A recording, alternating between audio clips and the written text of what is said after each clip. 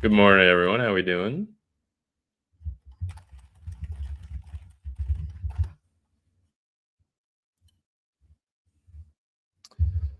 Let's get everything cooking here with the alerts, letting everyone know that we're live.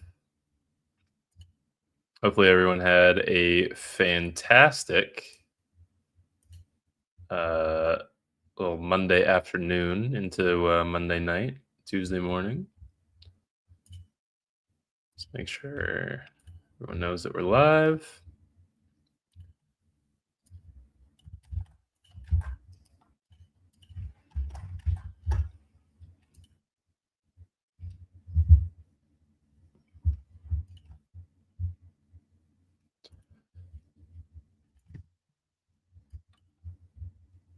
Okay, we'll get this all up.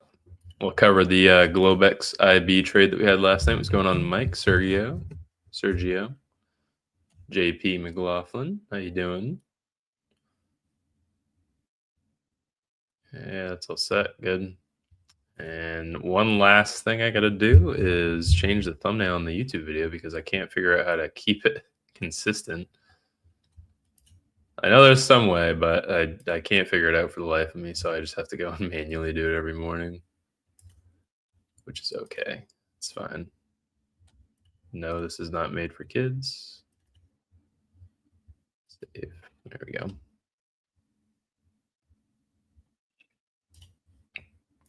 Okay. Beautiful. All right. What's going on, Wiz? How you doing? Assad, Patrick. Now that you're back, Patrick, good morning again. All right, to answer those questions that you had, let me go back to this. So for the trend, what I mean by this, Wiz, is we obviously had this IB win last night. I'm going to be looking to risk 200 on the IB trade today. So either one MES with 50 points, 40 points, or two MES if it's a 20-point range. Whatever the range happens to be today. The trends that I trade. So yesterday I didn't take any trades in the afternoon. Sometimes I do, sometimes I don't. It depends on the strength of the trend. Outside of this 315 candle we had yesterday, there wasn't really that much of a trend going on, right? I did take some longs after the stream, and I targeting up to this gap fill, and that was the only extra trade that I took. Friday, no extra trend trades. I do not trade afternoon on Friday, regardless of the trend or anything. I refuse to trade the afternoons on Friday. What's going on, Pit T? How you doing? I'll get to your question here in a minute, Sergio. The trends that I will trade, this one from Thursday, March 5th, this was because we still had the inside bar stat in line. So I took shorts off of the retest at 50% of the IB. I didn't think we were going to go up to the IB high. My stop loss on that trade was about 50 points because I only sized in with 1 micro, maybe 2 micros. I think 2 micros, sorry. 50-point stop loss with 2 micros because we were already up on the day. Stop loss was probably about like 612, and then I ended up riding it all the way down to the inside bar fill. So that's the trend that I'm referring to. That's the trend that I will continue to trade. Days like Wednesday, March 4th, when there's no trend, we just took the IB trade on this. This one was with the Globex IB that we had on Wednesday. So the Tuesday night Globex IB into that IB on Wednesday, I think it was like 450 profit wise total. And that was because I risked 4. Actually, go back to it. What was that? So I'm interested now. Wednesday, March 4th. I think I re-entered. Where's that Globex IB here? There we go. No, it's this one. So I added in, yeah, I remember this now. I added the Globex IB at the 50, and then I also added another 2 at 24,689 when it wicked down, and then I held it for the full TP. So that was, I think, 440 profit, and then we made another 50 on the MES IB for the following day. So it's all dependent. The profit that I make is all dependent on what the trend is. Is the trend going to be strong in the afternoon? Tuesday, this was obviously when we lost, and the IB pretty good. This one, I didn't take any trades afterwards because the IB just kind of smoked me there. But it really depends on what the trend's doing in the afternoon. That's how I go about trading after I'm already in profit on the day.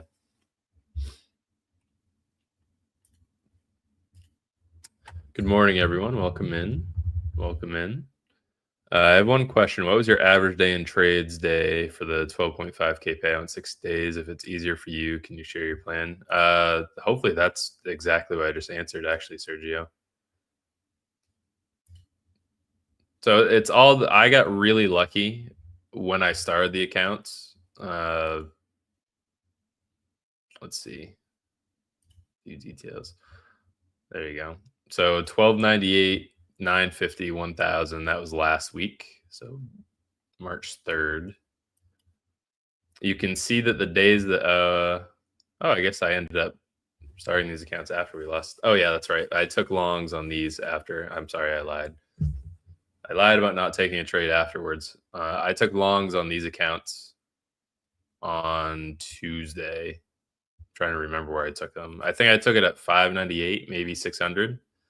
And it ended up getting a really nice, it was like a 45, 30-minute move up, 200 points to the upside.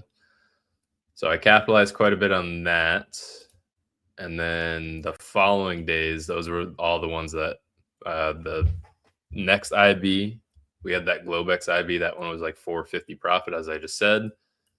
I may have sized up on Lucid, 67% on that day. Gotta remember. I may have sized up for the MES IB or taken a couple of trades afterwards. And then Thursday was obviously that big trend down that we had. What's going on, Assad? How you doing? It's really dependent on the size of the moves that you're getting. I've obviously flipped the past 3 days just to get this additional payout. Same setups. Last night I was down $80 before I took the IB, and we'll go and review that right now. Let's get a quick little good morning in. Thank you, LA. Morning, Ezekiel. How you doing? Mike, I'll get the stats for the Globex IB up here in a minute. So last night I took the same. Where the heck is the trade I took? Why is it not popping up? Am I blind? Oh yeah, I forgot about my gap down. So last night, this was the trade that I took. Only 2 MNQ. I should have probably sized up to 4, given that I was on the 50Ks. So this could have been, it's $100 profit per micro. So you can change the size. You can manipulate the size to what you want. This one was pretty relaxed last night, I'd say.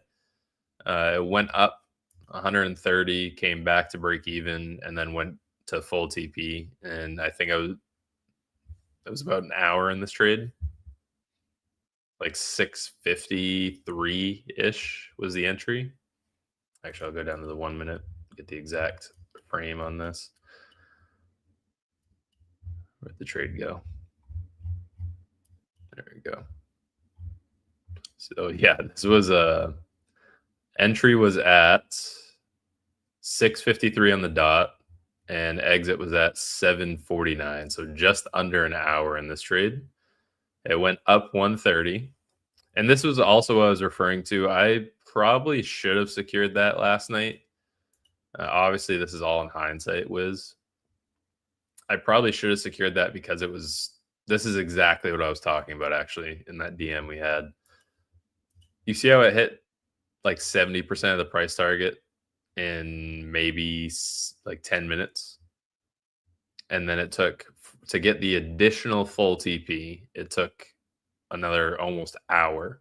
It took 50 minutes after that. So if that was during New York, I probably would have secured right there, or at the very least move my stop to break even. For Globex, it's usually a little bit slower anyway, so I'm fine holding it longer. But the example that I was referring to, see if I can find it, a couple Fridays ago. I remember it was right here. There we go. Friday, February 20th. So this one I took on MES. So we'll go over February 20th. It's a little better looking. Where are you? There we go. This is the one I was talking about. So I entered pretty much right at 50%. I think I got a little early of an entry. This was because we had a bunch of data on the day that was a little weird, but I entered, there you go, right at 10:30. 10:33, I remember it now. 10:33 I entered. It hit 90% of the TP in 10 minutes. And then it took pretty much the entire trading day to go and hit that full TP. So this is a perfect example of when I would secure it early. Last night, Globex is a little different. It moves slower, so I'm okay holding it a little bit longer. But if it's during New York and we have a move up to 90% of the full TP, I don't really see much reason to hold it to full TP. And this one, I actually got multiple entries on the day for my funded futures. That correlated to one of those daily payouts that I got with them. I had 2 entries on this. So I entered at 10:33 and then I entered again at 12 in the afternoon. I don't usually do that.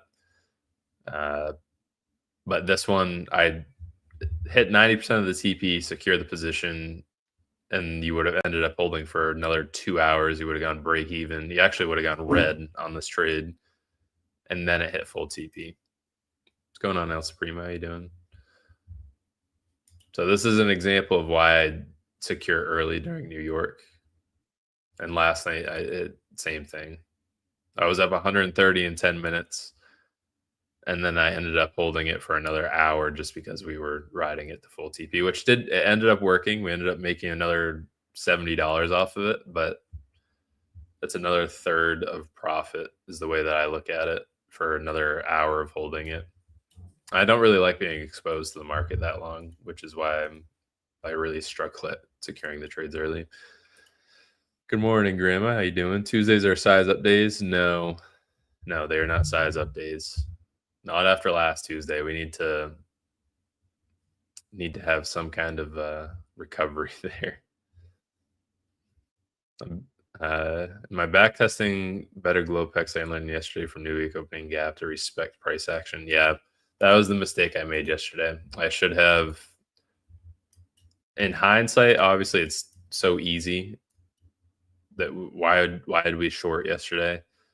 The IB was definitely pointing down. We were up 130 on this position, shockingly, yesterday too. It was like 130 or maybe even 170. I was in profit. Didn't trail my stop loss, didn't do anything. I got blinded by riding it to full TP. London 50 held all day yesterday. As soon as we broke it at 5 in the morning, London 50 held. We had the new week opening gap, which also lined up with that previous day in London gap. And then after we broke that, obviously we went all the way to previous day's high, which is ridiculous. That was because Trump said the war could be over in the coming week.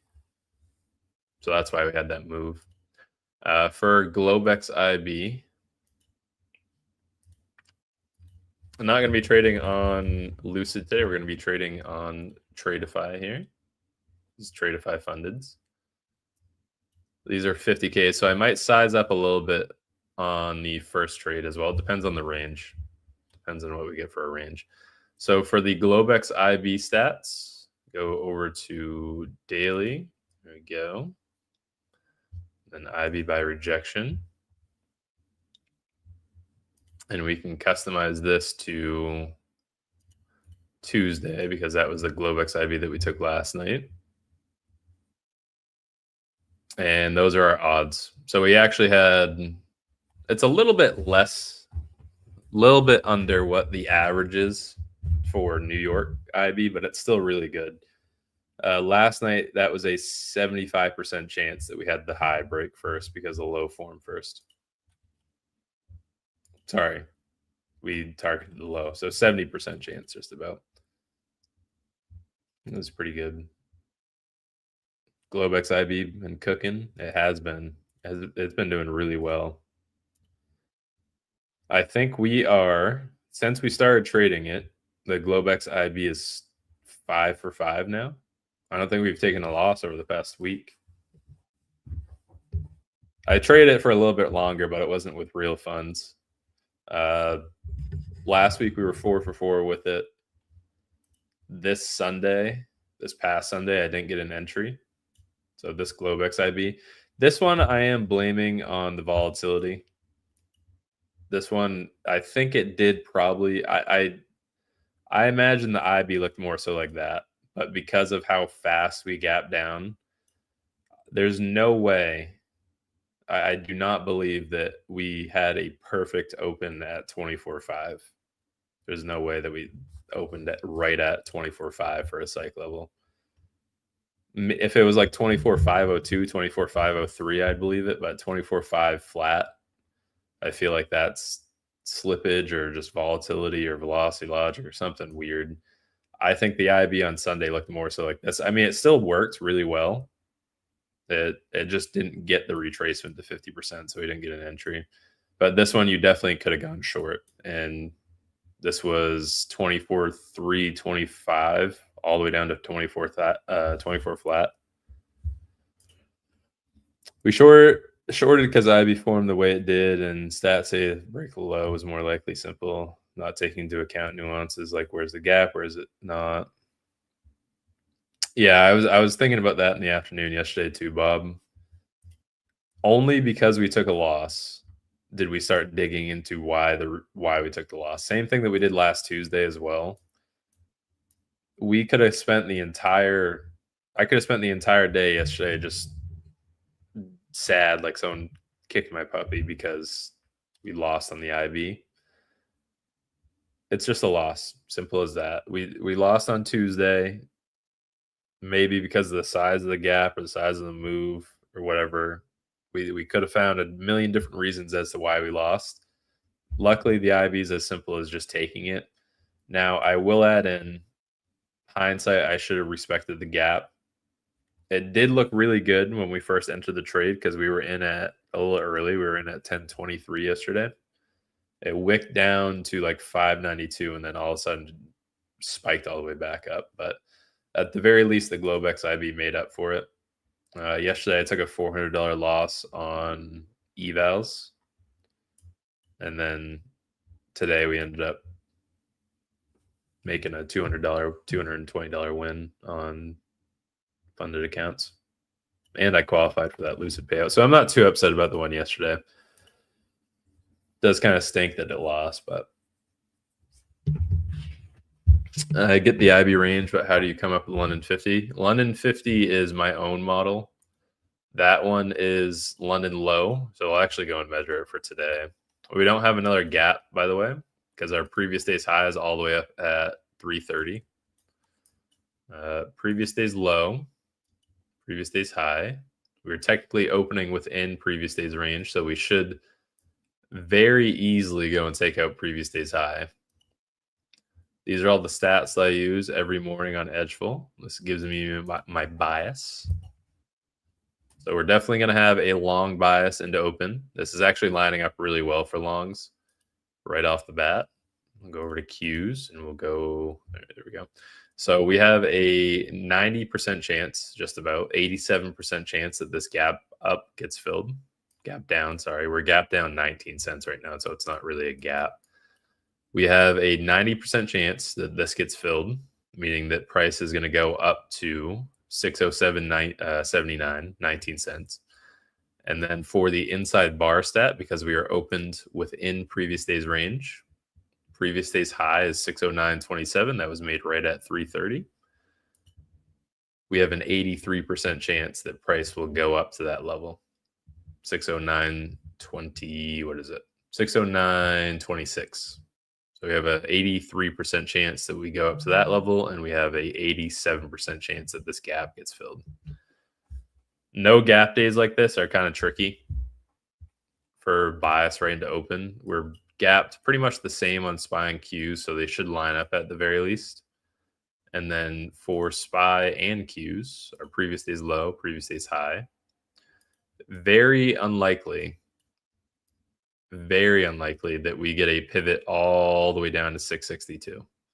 We're at 677 right now. The SPY, I do not think is going to drop $15. They're going to take out previous day's low. I say this all the time. I wish Freedom Trader was in here because he usually laughs at it.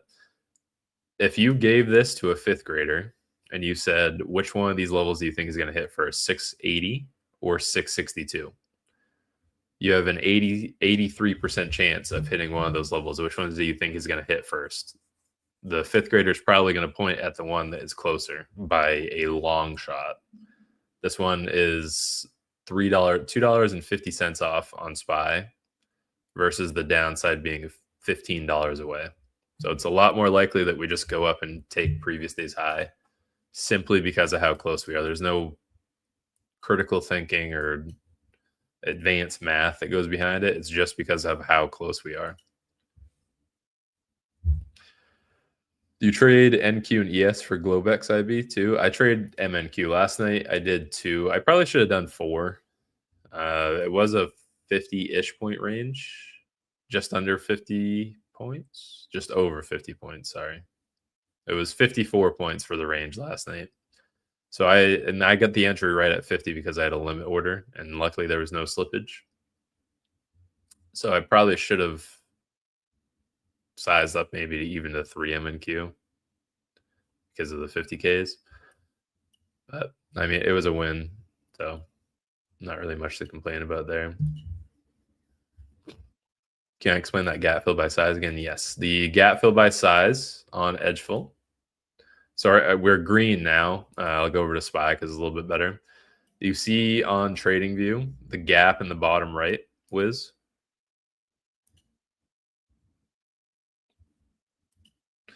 That gap, so you correlate, and you don't need to get that. I just get it pre-market. It will pop up on top of edgeful once we open in 5 minutes.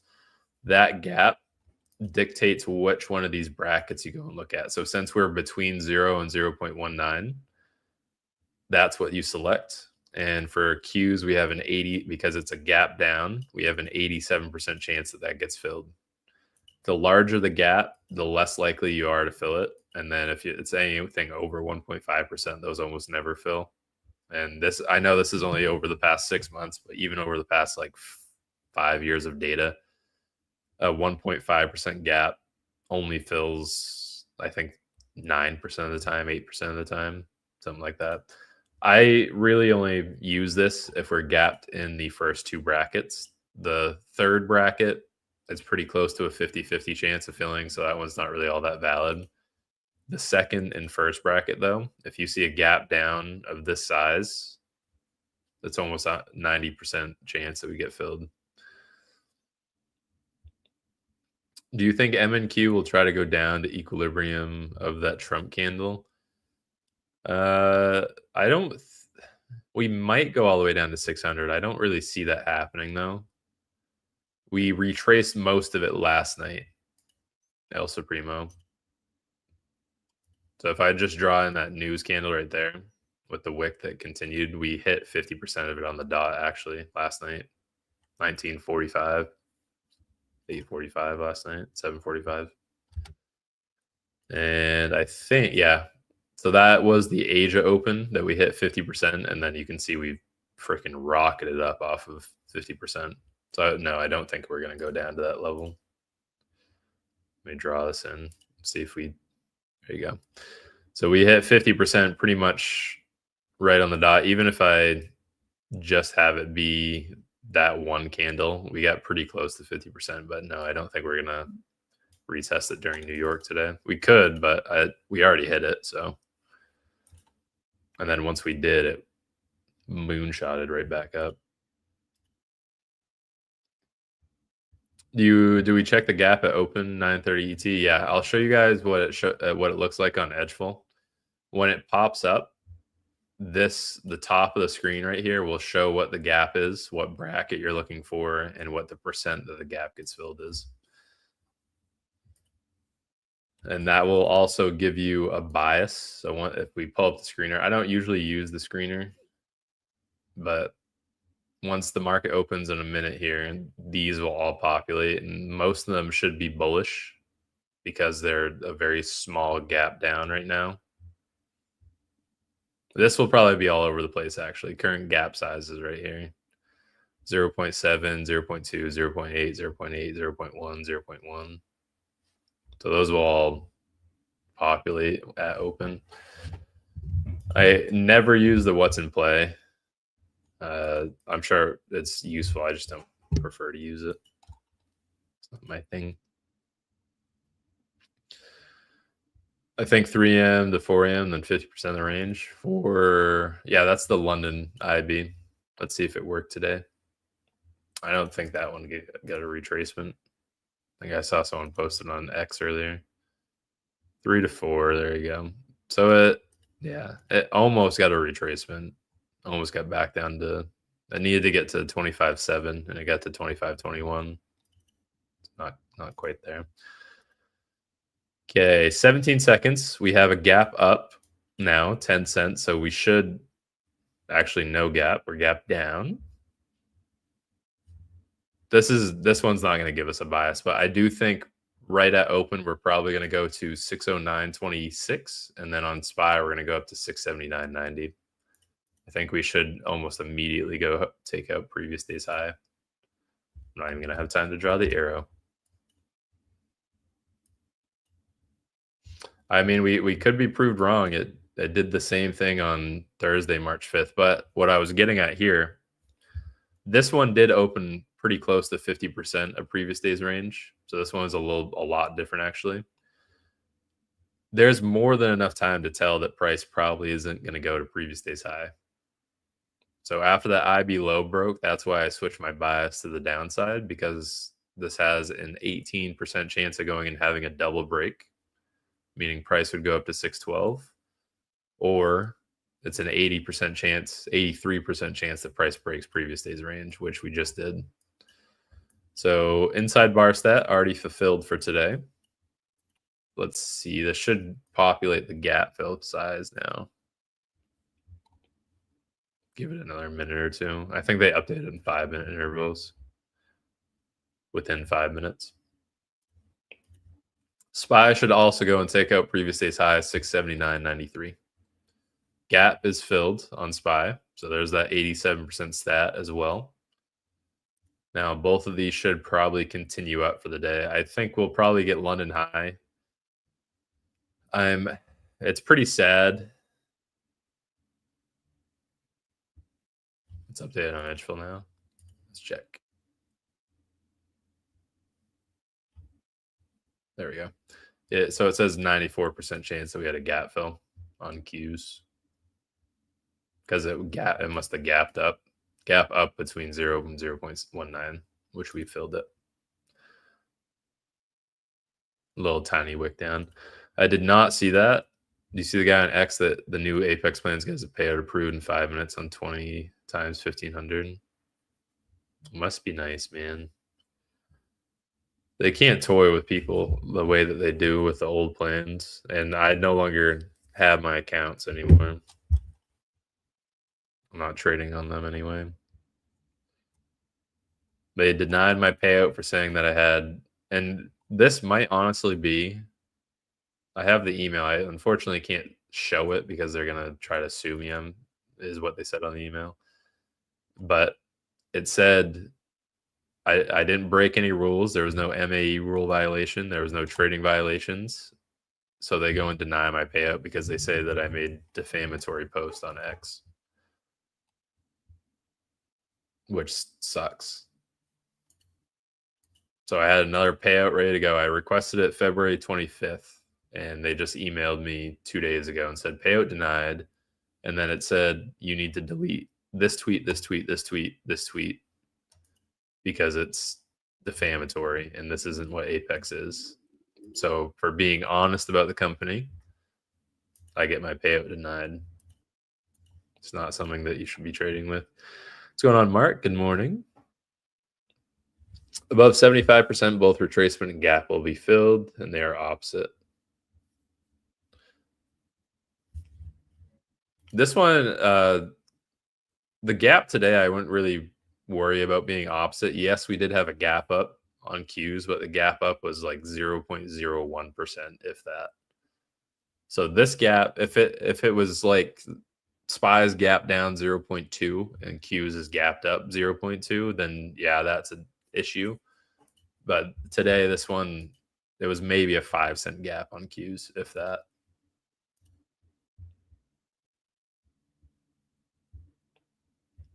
No, I did not delete the post. I deleted 2 of them just because that was their only validation to go and sue me.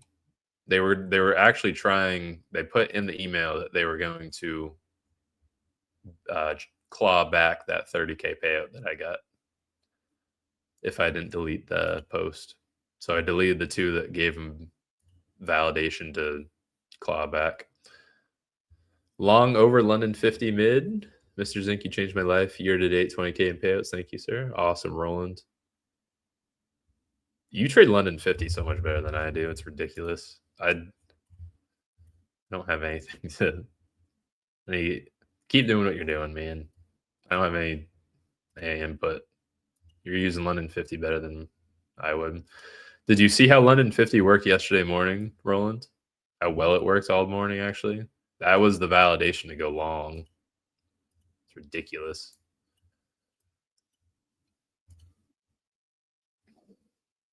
Don't ever delete anything. I got rid of 2. It wasn't a post that I got rid of. It was the comments on my own post that they wanted me to delete. They wanted me to delete the 2 comments that said that I hope, and this was the exact tweet, is the one, if you guys remember seeing it, when my payout got denied with Apex, and then it got approved the next day because I made a post on X. One, they definitely saw that post because Dodgy reached out to me and said, "Hey, bro, we'll get you uneval banned if you, or I can reach out to someone to get you uneval banned if you have a affiliate promo code."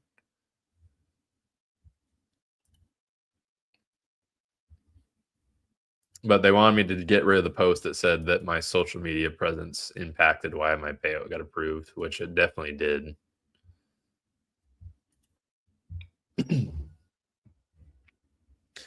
Anywho, everyone knows not to use Apex, but how about we use Lucid? These accounts somehow they're even better than they were. They're better than they were before. So it's 3 days to payouts on these. I've had 6 trading days on this account. I requested 5,000 on Thursday last week, and then today, after hours today, I'm going to request another 7,500, 1,500 per account, because the new payout cap, we go over to Lucid Pro payouts. Also, I do not trade the first 15-minute opening candle, so we're not missing anything right now. If anything, it's helping us not being influenced to trade that first 15-minute candle. So Lucid Pro payouts, your minimum profit goal between payouts just needs to be 250 for the 25K. Even if you're on a 50K, these are all the brackets here. You only need to make this amount, which is really good. This is the same as 5 $50 days, but they made it so it's 250 with 40% consistency over 3 trading days. And then the buffer that you have to maintain, 26.1. So you have to have 1,100 in buffer to request the payout. So I'm not going to be able to go and request 1,500 after making 250 again. I'm going to have 1,000 in drawdown on these accounts. Afterwards, after your first payout, it goes up to 1,500. So that's why it's going to be a $7,500 payout. It's not really that different than the 50Ks. They did update it quite a bit, so the 50Ks are definitely better. It used to be 1,500 for payout one. Now it's 2,000. But the 25K it was the first two accounts I got were 67 because it's 50% off, and then it was 30% off. So I spent, I'm not gonna be able to add that in my head. But 67 plus 67 plus 92, 92, 92, $410, and I'm gonna take 12,500 out so far. So that's the ROI on those. I've taken about 4 payouts in 2 weeks from Lucid using the IB, just like you mentioned on my tweet this morning. Learning from the right people is so important. You, sir, are one of those people. Thank you, Pip T. Yeah, that was as honest as it could have been. Pip T, if I had learned from I was stuck in the wrong crowd of people for 2 years, honestly, closer to 3.5 years.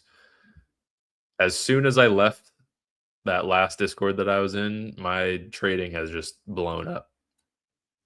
I learned from the wrong people, and it took me another 2 to 3 years to get out of that little FUD that I was in. Are the alerts on Discord posted in the futures tab? Yes, Assad. You can go and scroll through those. That's where I typed out the Globex IB one last night. Getting ready to short IB, give it another few minutes, limit sell to MNQ at IB 50. Yada yada. Any caps on Lucid? The only caps that they have, which this isn't really something you should be concerned with. This is part of the reason so many people within the trading space are messed up. If you see that a $1,500 payout cap is a bad thing, you need to completely correct your entire trading strategy in the way that you think about trading. Just because Top Step has a $6,000 payout cap does not mean you need to go and be shooting for that. That means you need to make 12,000 over the course of 3 trading days. That's what people view that payout cap as. 1,500, and if you make 1,500, you take 1,500 out. I made in total profit on these Lucid accounts, I made 3,700, I think, right? Balance is 28,000, took 1,000 out. Yeah, 3,700 is what I took, what I made on these accounts. And I'm going to be taking 2,500 out. That's incredible. Whereas you do the same thing on a Top Step account.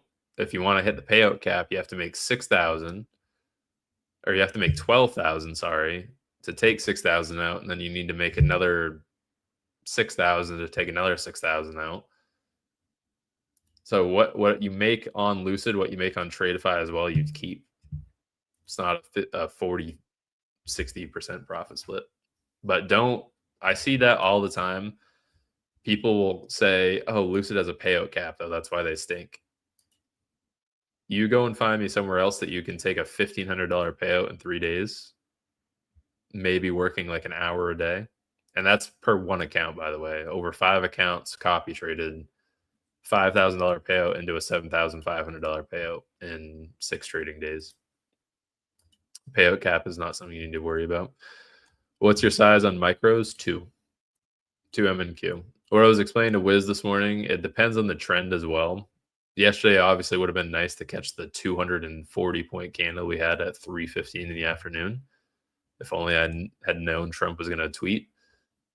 2 micros is more than enough. Yesterday, we lost 400 on 2 micros on the evals. And then last night, I made 220 on 2 micros. So micros is more than enough. You don't need to be sizing any more than that. Tradeify versus Lucid, what's your pick? Lucid, sorry.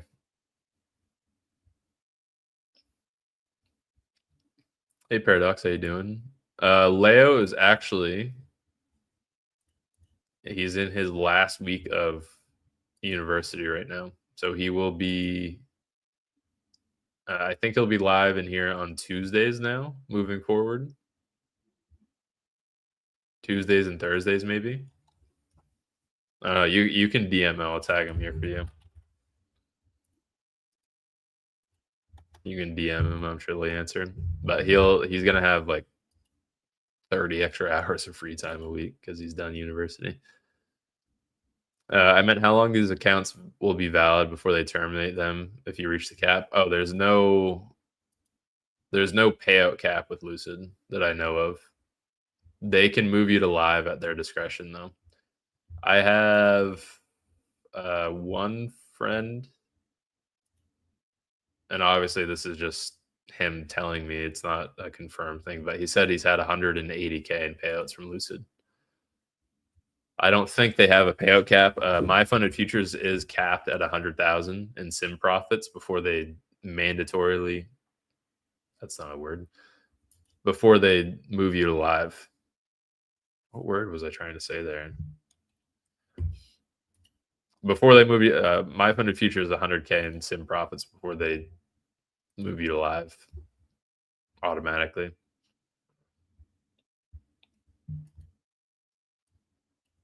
But Lucid, I don't think has a payout cap. Let me look actually. Payout cap.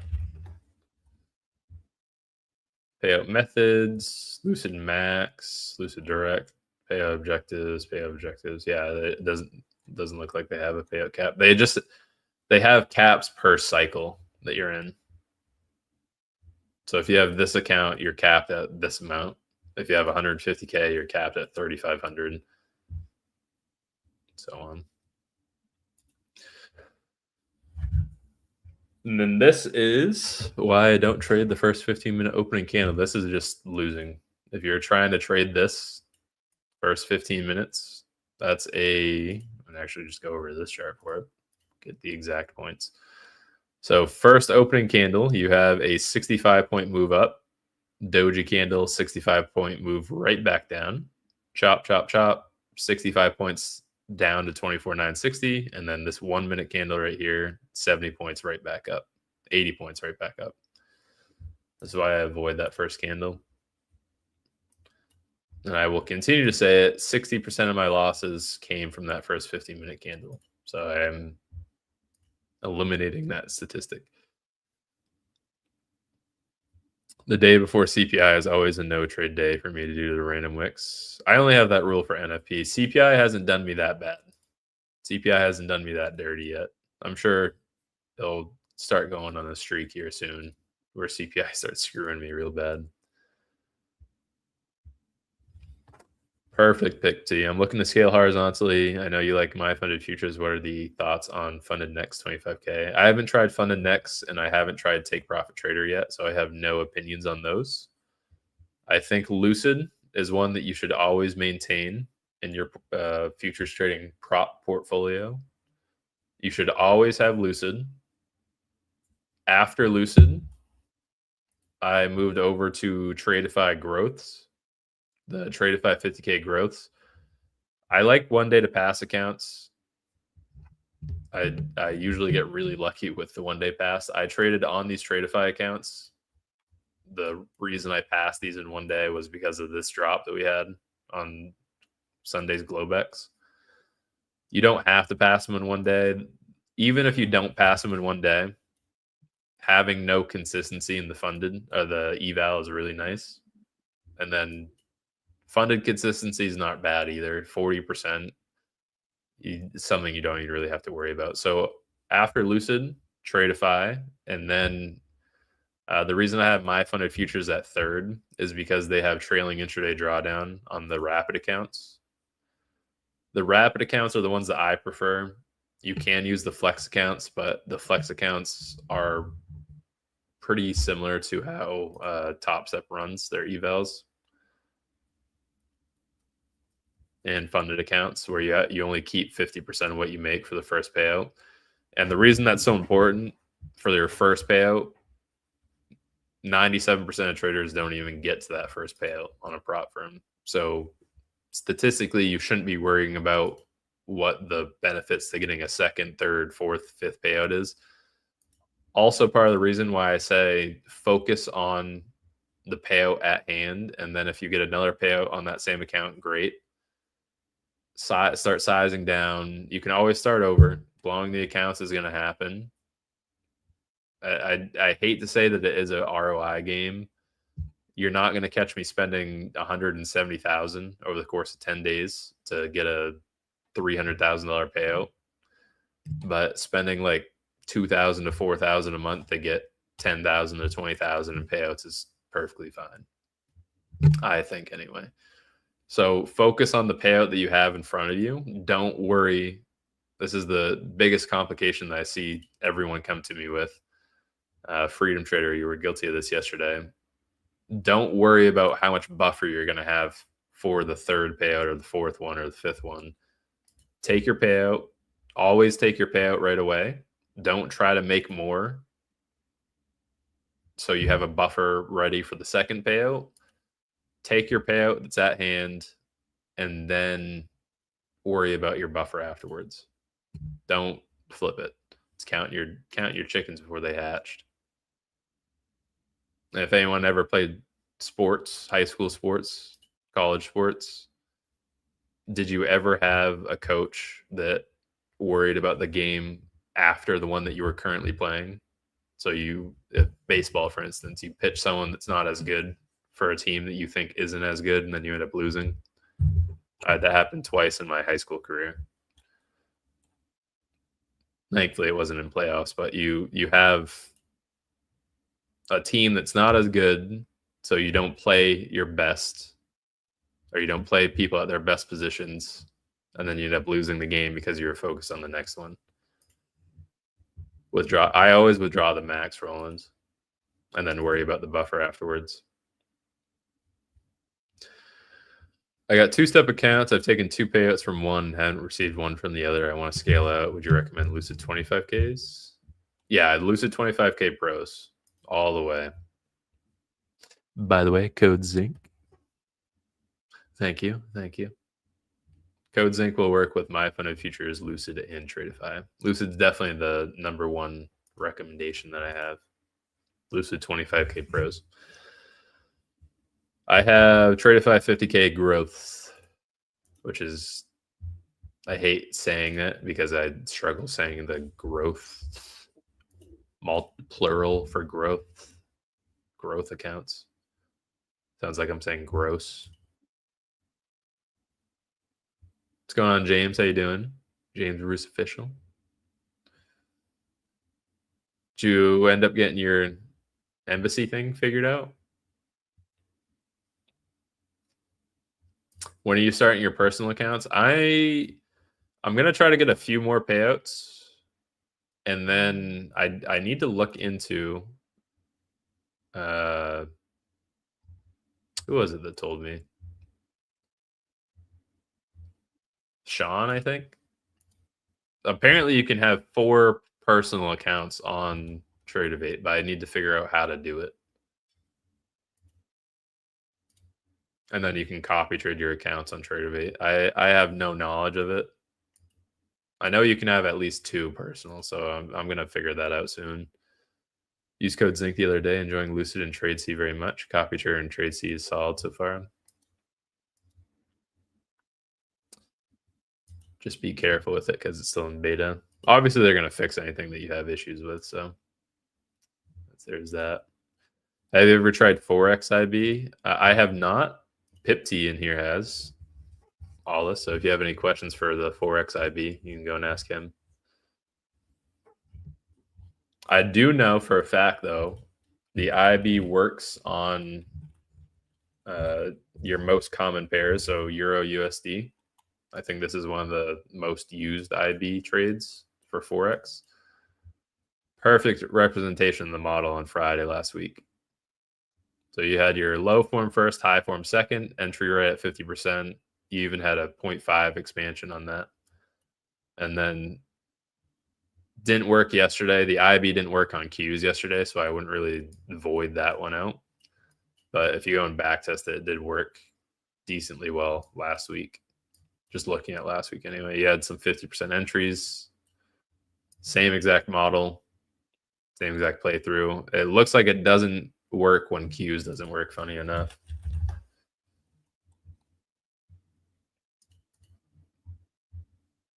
SPY and Qs are currently diverged pretty bad right now. Or are you looking to fund 4 different live accounts rather than just one so I can copy trade on them, Kurt? I know it sounds weird. Sounds very odd. The power from trading for me, and it's either all a mental thing. I think you're better off over multiple accounts, and this is the scaling horizontally that I've always mentioned. You're better off trading 2 micros on one account as opposed to having that one account consolidated, or those 5, sorry, trading 2 micros over 5 accounts. So you're technically trading 1 NQ. However, you're only risking $200 in drawdown. So you can make 1,000 over 5 accounts, or you can try to size up to 1 NQ and make 1,000 in that one account. I know it sounds weird thinking about it because it's the same either way, but you're going to be able to last a lot longer copy trading over multiple accounts that are risking 200 as opposed to just trading on one account that's risking 1,000 per trade. There's a lot more power from me trading 5 accounts. Technically, it is me trading at one singular 250K account. The math all works the same. It's just a mental thing, is why I want to copy trade over multiple ones. TPT is by far the best firm for long-term payouts. I've been meaning to try them. I just don't like the 5 day to pass thing with them. And in all honesty, I'm tired from the trailing intraday drawdown accounts. I'm tired. I love the growth accounts and the Lucid Pros because they have end of day drawdown. That's why I've been able to stretch the profits on these accounts so much.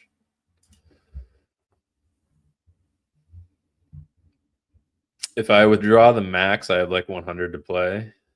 Is that on what account would leave you with that much, Roland? For the 100 to play with? No problem, Sasso. The only thing I don't like is having to pass the account and then having to make enough for a buffer. It's basically a 2-step challenge. Yeah, I mean, it's the same for every account, though. You're only going to have 100 to play with. I don't think they'll let you withdraw past. What are you at for the accounts, Roland? Yeah, I still think you're better off having your account scaled over Lucid. Even Top Step, I think, is better than Apex. Lucid, Tradeify, and My Funded Futures. Those you can have 15 accounts with them. Yeah, that's what I thought, Roland. Even if you take the max payout on those accounts, you'll still have at minimum like 1,000 in drawdown left.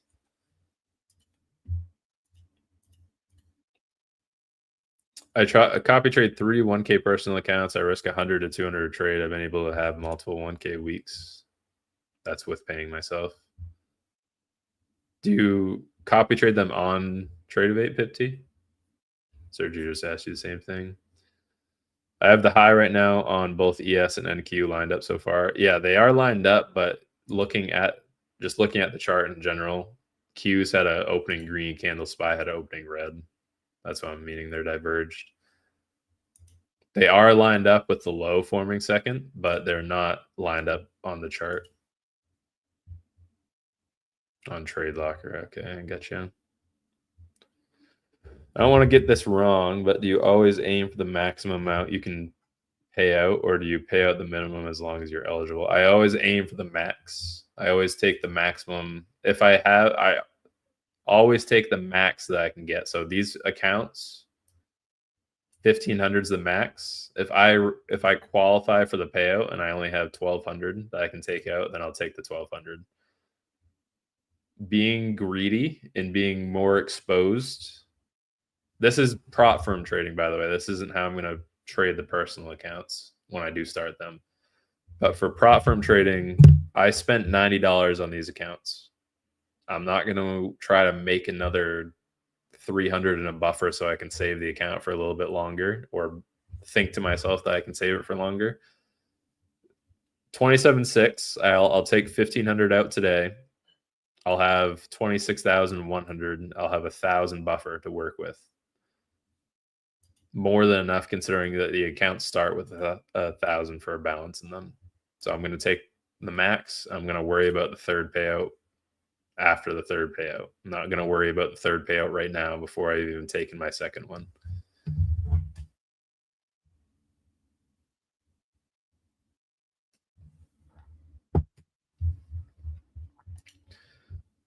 They're both heading for the IB low. They're lined up for the IB, but they're not lined up on the chart, is what I'm saying. Q's had a pretty explosive move up to previous day's high. SPY still hasn't taken previous day's high, so that's still intact. The inside bar is still intact for SPY.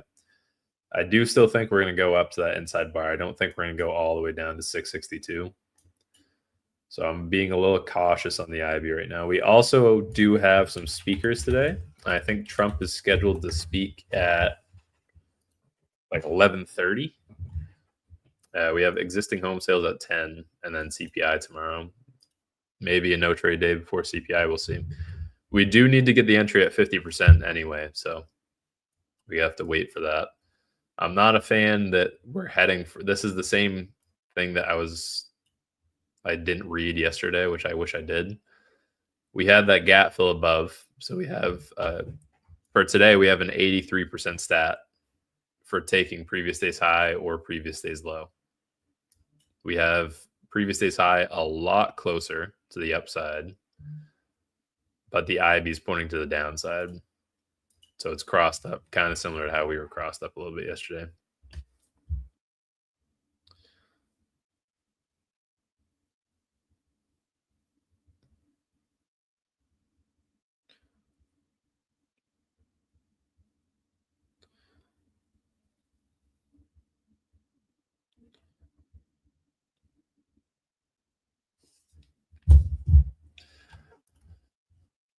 Ooh, Tracy Chapman.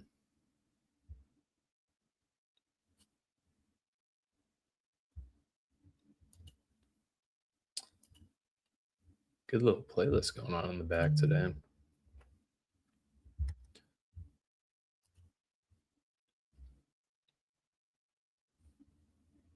That's why the 25K payouts are so great and made my trading do a 180 payout wise. Essentially, you just have to make 3K to take 1K with Lucid, and that's what you have to do with the past most 50Ks. Perfect, Turret Buddy. My thoughts exactly with it. Turret Buddy just said everything that I've ever thought of for the accounts. Another huge reason I love 25K accounts is to qualify for your first payout, your first max payout on the account, mind you. You would still be in the eval phase on any other 50K account in the space. So to get your first max payout with Lucid, you need to be 1,100 over for the funded account. Well, before that, you need 1,250 to pass the account. 1,100 for a buffer, and then you only need a profit target of 250 after that, and then you can take 1,000. So in total, you need to make $2,650. $2,650. That's $350 less than what you would have to make just to pass an account, pass a 50K account anywhere else. So $2,650 to take $1,000 payout. You could take 5K out of these accounts before you even pass a 50K account. Yes, it is more difficult because you only have 1,000 in drawdown to work with, but for Top Step, you have 2,000 in drawdown to work with. That's not really that much different. If you're going to blow 1,000, you're probably going to blow 2,000. And for 50K accounts on Tradeify, for a 50K account on Lucid, your daily loss limit is at 1,300. So it does technically save the account from you blowing it, but 1,300, you have 300 more in drawdown for your daily loss limit. If you hit your daily loss limit, you're more likely going to you're most likely going to go and blow the account the next day.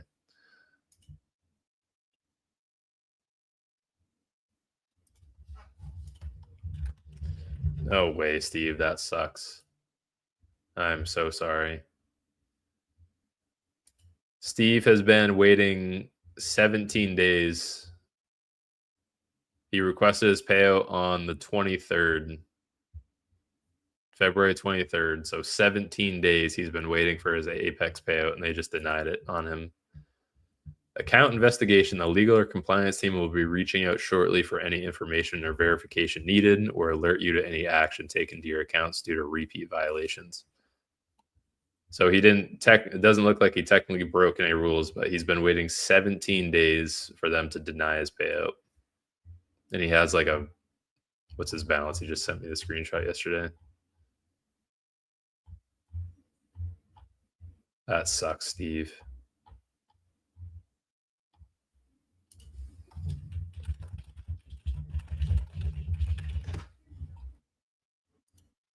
Poor guy.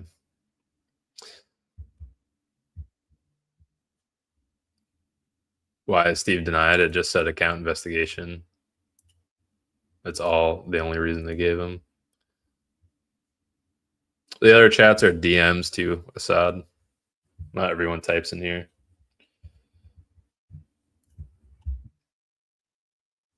Hearing more bad denials in Apex. You've been waiting 8 days from Top Step. Your payout should be Tradeify processes your payout the same day. My funded futures was somehow faster than Lucid. My funded futures, when I got the payout last week, it was 8 seconds from payout request to in my Rise balance. And then Rise is like 3 hours to get settled in your bank. Lucid is the only prop firm. This is why they're my favorite too. Lucid is the only prop firm that I've traded with that will have your money in your bank account from requesting to in your bank account, not on the way, in your bank account in less than a minute. I don't know how they do it, how they can afford to have instant transfers like that, but I will request my payout tonight at, let's say, 5:20. It will be in my account at 5:21. Like physical cash that I could go and take out from my bank at 5:21. It's ridiculous. I don't know how they do it.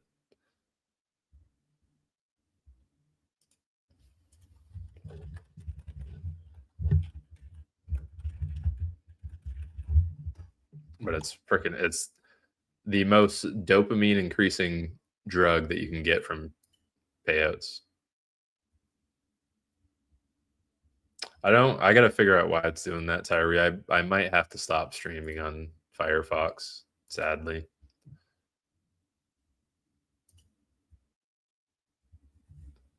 You're getting your butt whooped. So stop trading right now then. NQ already taken out previous day's high, but yes, then is concerned slightly. Yeah, I kind of want to see a new high on the IB get taken. We do have 24 minutes still.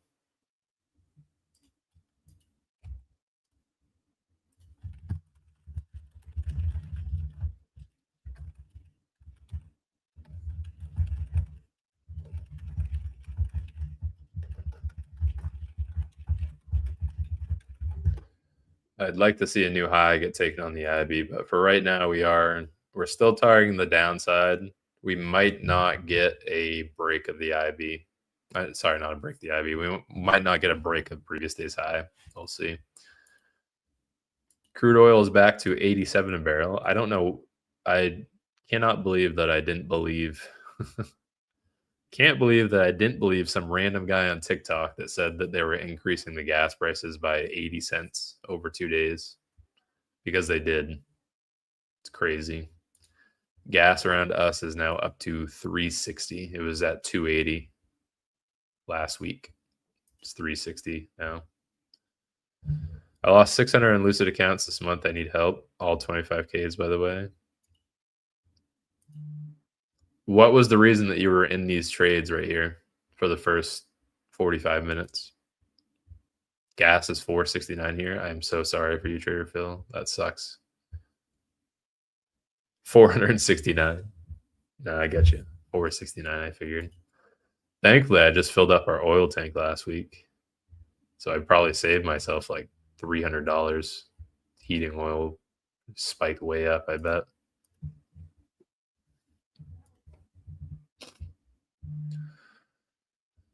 Right. Definitely going to be targeting the IB low for now. Tuesdays are still our best day to trade the IB. Go over to Qs for a Tuesday. Beautiful. If we have the high form first, we have a 73% chance of the low breaking today. This already lost last week, by the way. The same stat fulfilled last week, and it ended up losing on Tuesday last week. Doesn't mean that we're going to avoid it today because we're in PTSD. It just means that this honestly should be due a win.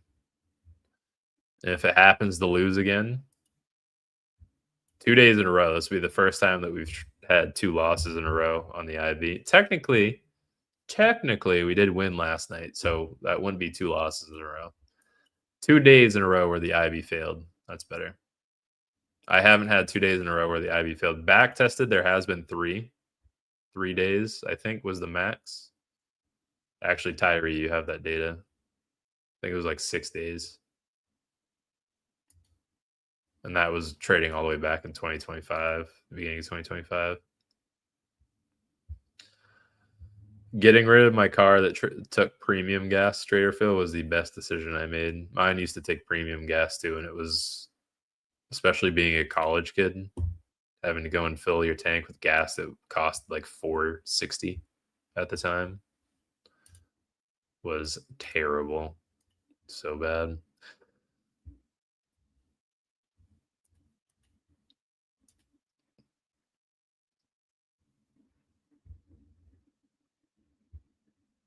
I don't know. I don't really want to pull up my email. No, it's not worth it. You guys will just have to take my word. Lucid does send their payouts in seconds. I don't know how they do it, but they do somehow. Hopefully you guys noticed it too. I'm not sick anymore, so my voice isn't cracking. I've been sick for like the past 2 months. I finally just got over that flu and COVID or whatever I had.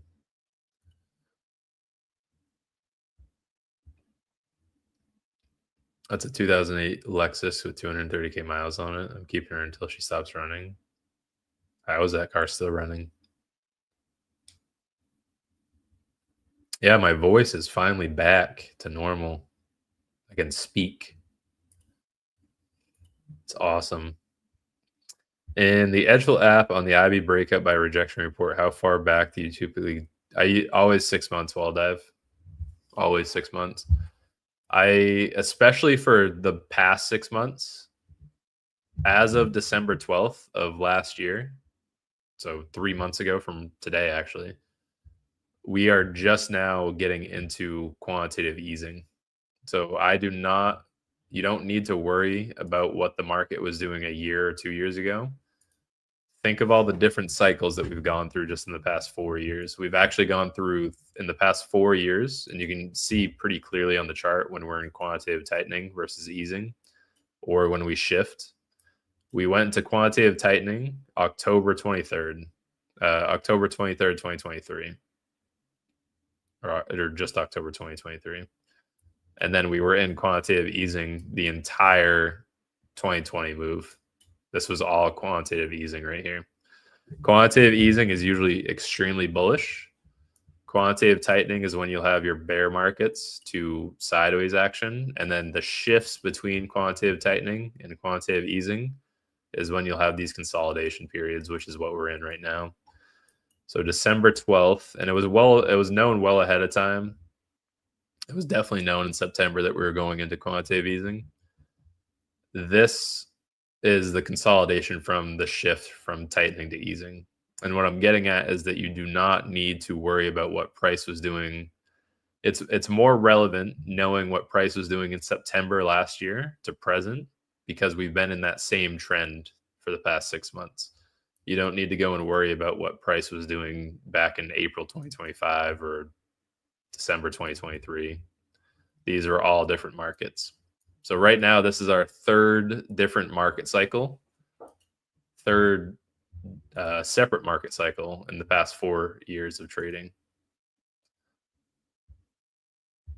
So I don't think you need to worry about what back testing data look like on the IB from 2022, which is what a lot of people come at me with on social media, especially that freaking Chris guy got under my skin a little bit. He was like, I back tested the IB for 5 years and it has a 30% win rate. First off, he wasn't even using the right way to trade it. And he also back tested it through quantitative tightening, quantitative easing, back to quantitative tightening, back to quantitative easing right now. And Andre says this on stream all the time too. There is not a single hedge fund in the world that doesn't update their models every 6 months. At minimum, most of them update them on a weekly basis.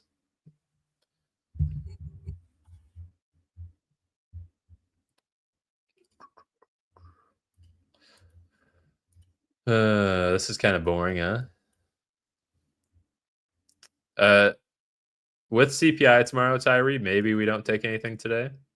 We had the Globex IB win last night, which is starting to be a pattern now that I've noticed. Anytime the Globex IB wins, which it won all last week, anytime that Globex IB wins, we don't have a trade for the New York IB. I think we've had one trade for the New York IB over the past like week and a half, but the Globex IB won on every day that we didn't have a trade. Took along with a 15-point stop. That dude eats rocks with hot dog water for back testing. That did for breakfast. The guy that did the 5-year back test on X.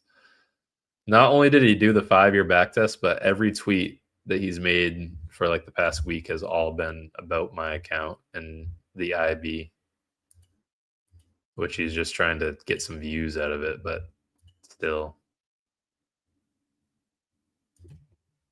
Yes, Freedom Trader. He got his payout. Congratulations, man. $7,500 payout. That's his first one. On Lucid. He's been trading those accounts for... Oh, that makes me so happy to see. He's been at it for a long time. He's been trading these Lucid accounts for 19 trading days now. Just on the funded. He was on the eval for, I think, like 17 days. So it's been well over a month.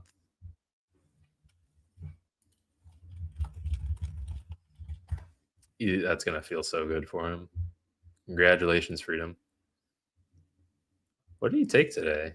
He took shorts on the IB already. Oh, I see. So he had a perfect entry at 50%. How did he do that? Oh, I see. He entered at 10:05. Forget he's on the 1-minute chart. He entered at 10:05 and he got out at 10:09. 4-minute trade. 4-minute trade with 2 micros and he got his payout.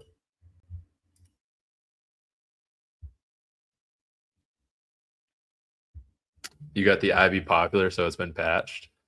No, it hasn't been patched.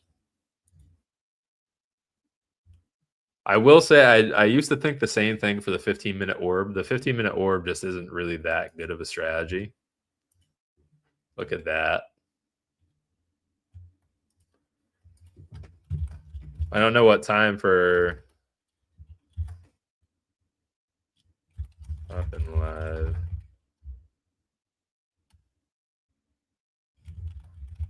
So you'll be able to request at 5:20.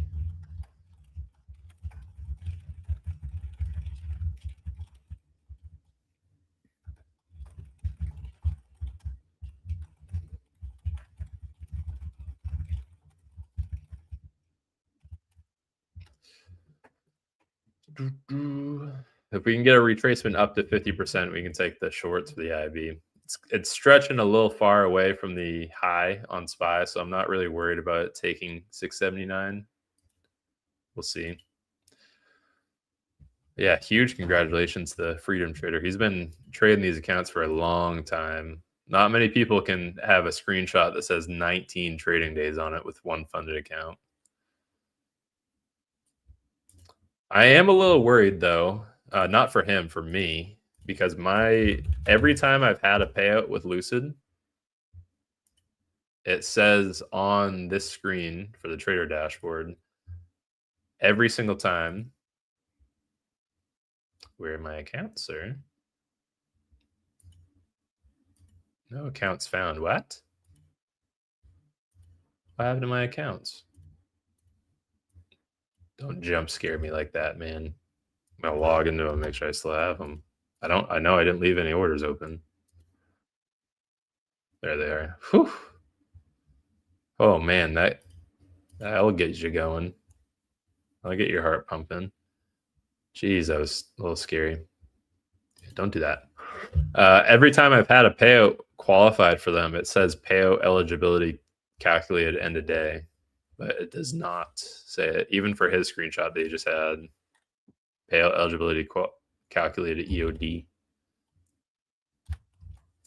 So I don't know. I even opened a support ticket and they said that they do qualify, that these accounts are ready for a payout. But I don't know. Yeah, I can hear you. You're a little quiet. I have you turned up to 150% too. Get that mic a little closer.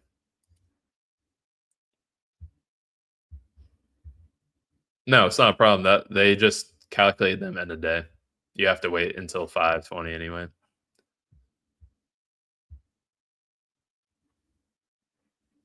Yep. So it might be a little later for you because you have to, given that it's your first payout with them, you'll have to do the KYC verification. But 5:20. So what is that? 9:20 your time. And that payout will be in the bank account that you link. It might be like 15, 20 minutes because of the KYC verification, but it will be in your bank account in a couple of minutes, unless that's just a US thing.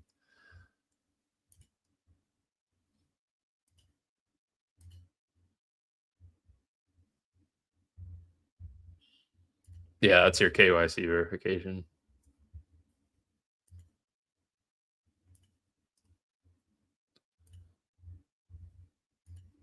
Yeah, unfortunately, they calculate the payouts end of day because they hope that you trade the accounts while waiting for the payout. So just don't touch them at all. Make sure that all your orders are closed. Everything's closed down, and then come 5:20, you'll be able their dashboard will update, and then you'll be able to take the payout. No problem. Yeah, no problem. You'll take 1,500 is what you're going to be able to take, and you'll have 2,000 in drawdown, and then you just need to make $500 days to get your next one.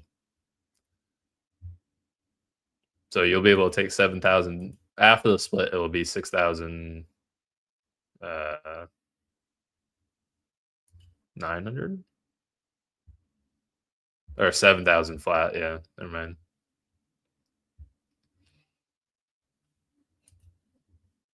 But that's gonna feel really good later for you.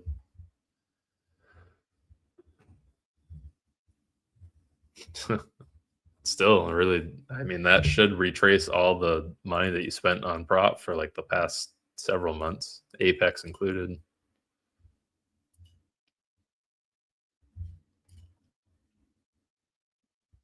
Yeah, gotcha.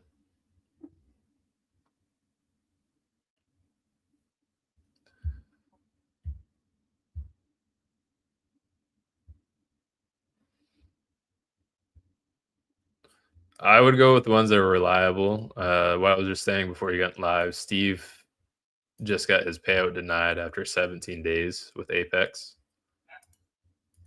So yeah, I mean, it's up to you. You can try it if you wanted to. I've had nothing but issues with them.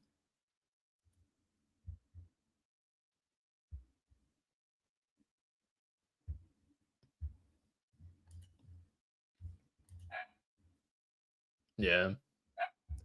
Also, I'm not entering the IB yet because we have that level to the upside, 679.92. We also have 7 minutes left in the IB, and this is a pretty strong move up towards 678.82. So I am not short right now. I'm going to wait for this IB to close. We have 6 minutes left on it. I would typically front run it at 1023 right now. If I end up missing the trade, I missed the trade, but I'm going to be cautious because of what happened yesterday. The same exact setup. We had that level to the upside. And then also we have 6 minutes left. That's more than enough time to push up $1. This is a pretty small range today. Keep that in mind. So I always say the size of the range influences how I trade the IB. If this IB was the range that we had last Wednesday, for instance, I'm only going to draw half of it. This is the range from last Wednesday's IB. That's half the size of the range, by the way. That range from Wednesday is almost, that half of the range is almost the full range from today. So you cannot trade these the same way. That's one of the bigger changes I've made to the IB over the past couple of weeks. You cannot trade a smaller range the same that you would trade a larger range. And we are at 50%, so it is a valid entry for shorts. I'm going to go ahead and just give it the 5 minutes, though. And I'm probably only going to take probably one MES on this, maybe two. We'll see. We'll see where it closes. If it closes over 50% of the IB, it's not that impactful, but it is a little less likely that it goes to the low if it closes over 50%. Just be careful. I'm not in short yet, no.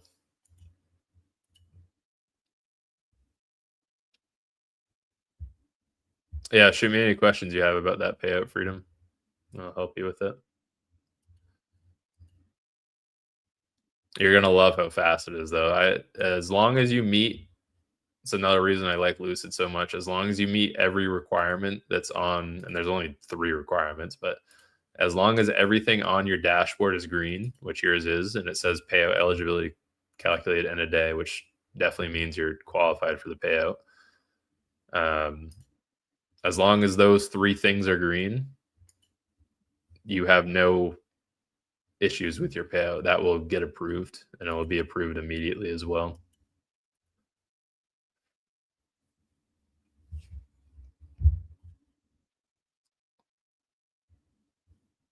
Yeah. I'll be requesting mine today too, so we can do it at the same time. Same size payout too.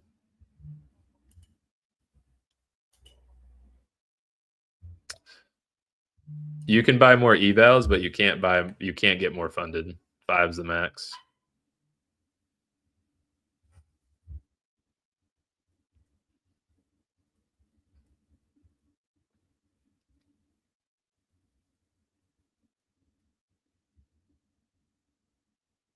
All right. Does it make sense to everyone in here why we're not in the IB trade yet? Why we're not in shorts for it? This isn't the IB not working. I didn't take the entry because we had that draw to the inside bar high. Yes, Q's already took the high. SPY still has that high intact, and that 6 minutes was more than enough for us to move up $1. The range is very small today. You just took a short at London 50. Let's hope it plays out.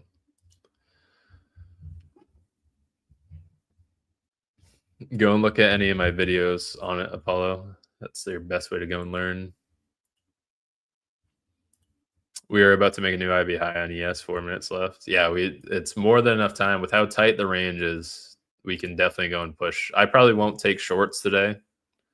If the IB ends up hitting the low, great. If not, I'll just end up sitting out.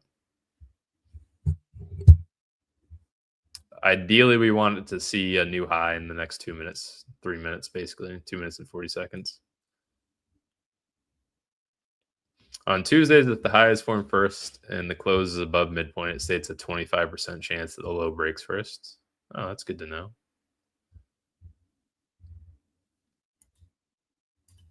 The over under 50% measure isn't that important. It is also a nice little short right there, Wall Dive. Don't be too greedy on it. That was a nice rejection you just got. 25 points. We are over 25,000 as well. Maybe something I could add Last night, I obviously took the trade while we were below 25,000, and that was shorts below 25,000. I'm not really that big of a fan of trading at the 25K psych level. And this isn't just one instance, by the way. This is the past 6 months we've been at this 25K level. But if you go and look at our reactions at 25,000 just from the past like month, they're very sporadic. The moves that we have up and down are very quick, and the wicks are pretty aggressive as well. 25,000 is a pretty rough level to be getting in and out at.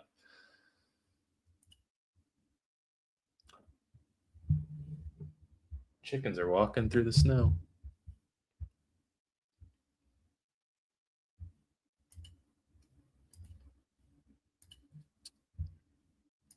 Drop a 1 in chat if you guys are understanding as to why we're not taking this trade. Same for everyone in the Discord as well. Drop a 1 in chat if you're understanding why we're not in shorts right now.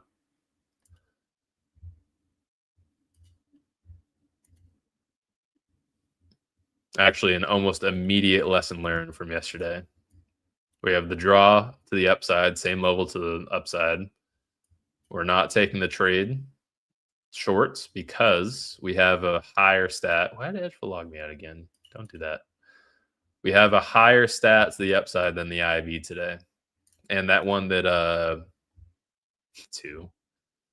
the one that Jacob just put in chat on the IB, the range from 1029, if it closes over the midpoint, it only has a 25% chance of going to the low. I haven't looked at that stat personally. I believe you. For the inside bar stat, this is the one that I'm relying on today, though. So for SPY, we have an 87% chance that the breakout of previous day's range occurs, and we are still within previous day's range. For that to invalidate and go all the way down to the IB low, it would have to hit 662.46 as opposed to just going up to 679.94. I'm going to count this as a win today if we end up avoiding a loss. Keep that in mind. Closed out for minimum gain. Good. I don't think shorts are on the table right now. And we're actually about to go and take that IB high. The draw is definitely going to be to previous day's high on SPY. Good thing though, everyone. So if this does end up losing today, I'm not upset at all. One, we're not in the trade, so there's no skin in the game for us right now. If this does end up losing, you bet your ass that next week we're going to have a win on. Obviously, I can't give 100% confirmation that we're going to have a win, but that's going to be the first time in the past 14 weeks that the IB has lost 2 weeks in a row on Tuesday. If we get the high break right now.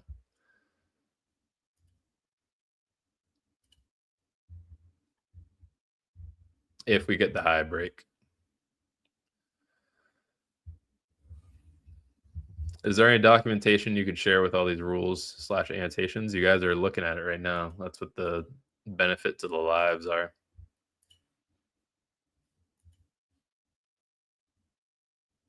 And this, honestly, I probably would have taken shorts had we not had our loss yesterday. This is an immediate lesson learned from yesterday. Same exact looking chart, too. 3 red candles. We had the gap fill draw to the upside today. 3 red candles. We have the inside bar draw to the upside. And the only reason that we have that inside bar draw up as opposed to down, if the inside bar from yesterday looked like this, we would definitely be going short right now. However, our previous day's range does not look like that. Our previous day's range is all the way down to 662 for a low. Obviously not the same chances that we go all the way down to 662 as opposed to just going to 679. So I'm looking for this to go and take out 678.82.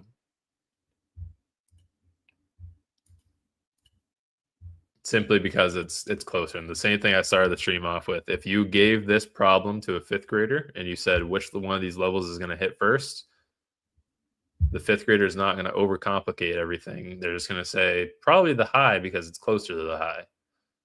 And we were 75% of the way to hitting the high, 679.85, as opposed to the low. Go and take that high. Kind of excited for this, honestly, because that means next Tuesday, I might size up on the trade.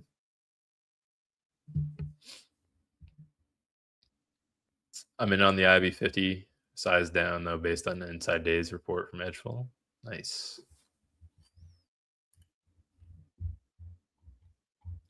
This should be making pretty good sense to everyone as to why we're not in the trade. And if we avoid a loss here, next week we should. I don't think we're going to have 3 Tuesdays in a row. Given that Tuesdays are the best day for the IB, I don't think we're going to have 3 Tuesdays in a row where the IB loses. So I'm actually very excited to see this go and take the high, especially because we're not in the trade right now.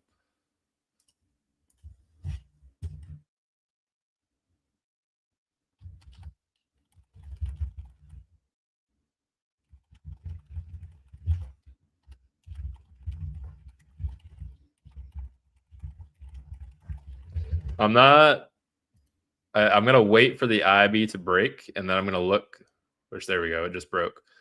I'm going to look for a little retracement down and then maybe long to previous day's high. If we can get a little retracement down. Very excited about this, by the way.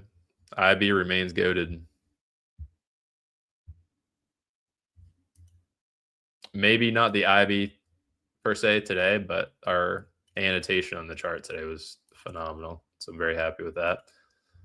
SPY should go and break up to 6.818, 6.818. Probably not going to take an entry right off the bat. We want a little pullback at least. Qs is also going to go and draw up to 609 because that's where the IB high is. I'm just kidding. I'm full port longs. Smart to avoid short. Cumulative delta massively bullish. The long was the trade. Just took profit.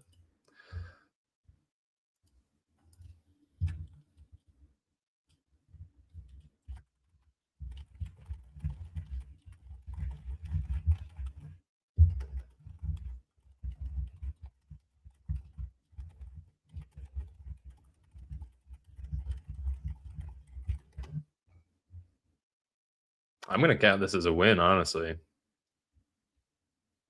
My algo trading IB today, 12-day win streak. No trade on evals today with you. Still up 200 from Globex last night. Very good whiz. MNQ is still far from high break. Not too far. It's at previous day's high again right now. 609.96. It's a couple cents away.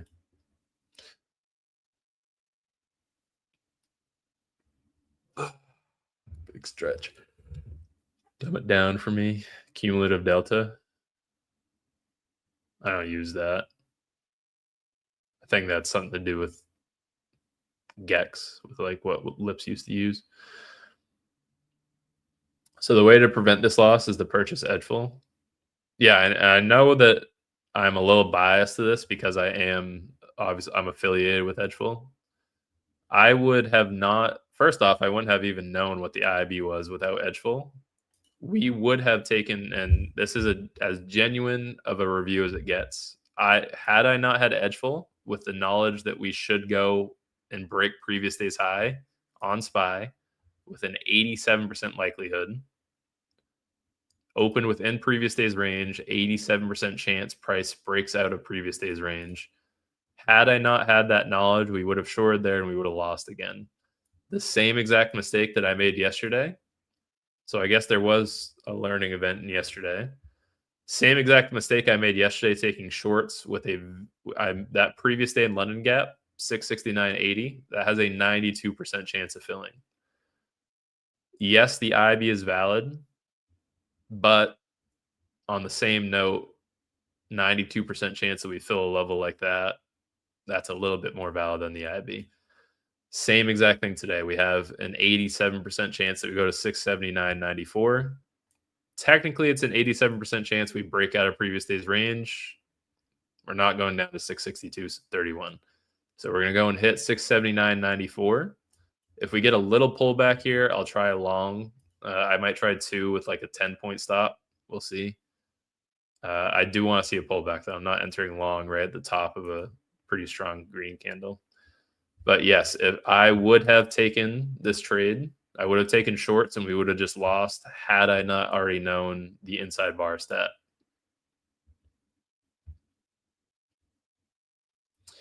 Do you know why I don't see any options for 6, 7, 8, 9 on my trade of 8 after 5? It goes straight to 10. Are you trading 5 accounts, Orny?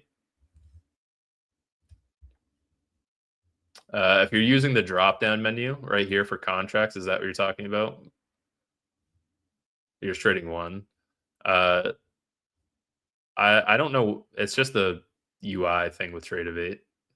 There's no, you have to go and type it in manually. So you can click on the number and type it in. There's no quick measure to it, sadly.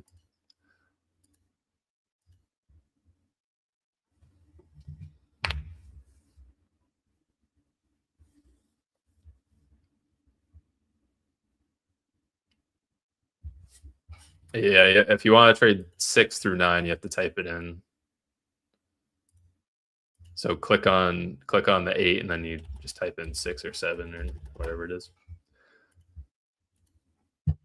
Yeah, no problem. If we can get a little pullback on SPY here, then I'm going to go long. I build all my own stuff. Yeah, no problem, Wiz. Maybe we can collab on that one day.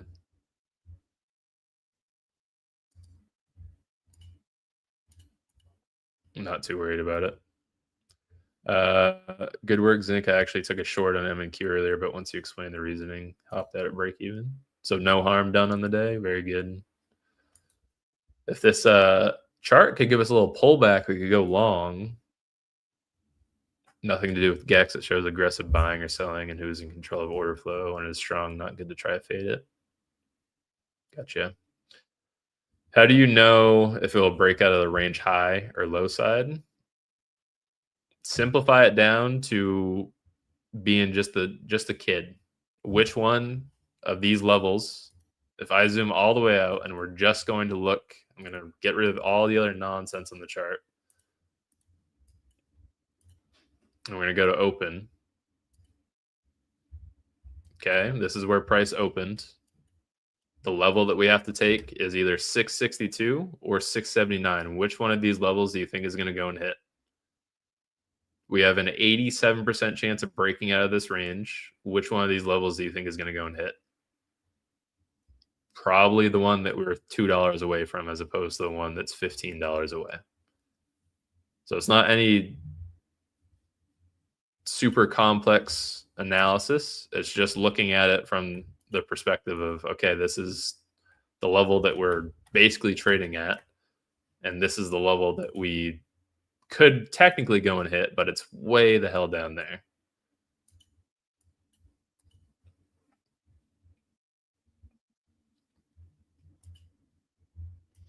And I'm honestly very happy that this lost today, because next week I'm probably going to size up. Took a long at London 50 reverse position, just sold the Ivy high break. Awesome wall dive. Is the inside bar stat used on edgeful based on specific time windows? It's just New York session. So New York to New York, 9:30 to 4 is your range. Yesterday's low was made at 10. Yesterday's high was made at 3:30. If New York opens, so today, if 9:30 opens within that range, you have an 87% chance of going to the high or the low, which I would have definitely longed right there had we gotten a freaking pullback, man. Damn. We're 2 points off right now. We just hit 618.16. 6816, not 618.16. So we're 2 points off. MNQ broke out of high range. MNQ broke it right at open. Oh, the Ivy high, yeah. I think we're going to go to London high. I think I mentioned that earlier. What's the minimum payout on 25K Lucid Flex? Earliest you can take a payout. Lucid Flex is 5 days. It's 50% consistency on the eval, so 2 days to pass it, earliest. It's technically 3 days to pass it because their measure is perfectly 50-50. So unless you make 675, 675 on the dot. That's the only way you can pass it in 2 days. It's technically 3 to pass it. And then the max payout on the 25K flex, I'll go and I'll get the correct answer. I'll make sure I don't answer off the top of my head. I think it's 1,000, 750 or 1,000. Let's see. Lucid Flex payouts, 1,000. There you go. So you have to make 2,000 to take 1,000 out in the eval. Sorry, not in the eval, in the funded. Also, previous day's high taken. Honestly, even though we didn't take a trade today, Tyree, you mentioned CPI tomorrow. You don't trade before CPI. I'm counting this as a win today. We avoided a loss, and we know that next Tuesday is probably going to have, although it is all separate measures, I know, next Tuesday should have a slightly higher percent chance of winning, just looking at gambler's fallacy. If we flip a coin 3 times in a row, yes, each outcome is 50-50, but we know the third probably not going to be ahead 3 times in a row. So if next Tuesday, I know it sounds kind of stupid, if next Tuesday loses again, then I might size up even more on the following Tuesday, but I highly doubt next Tuesday is going to present another loss.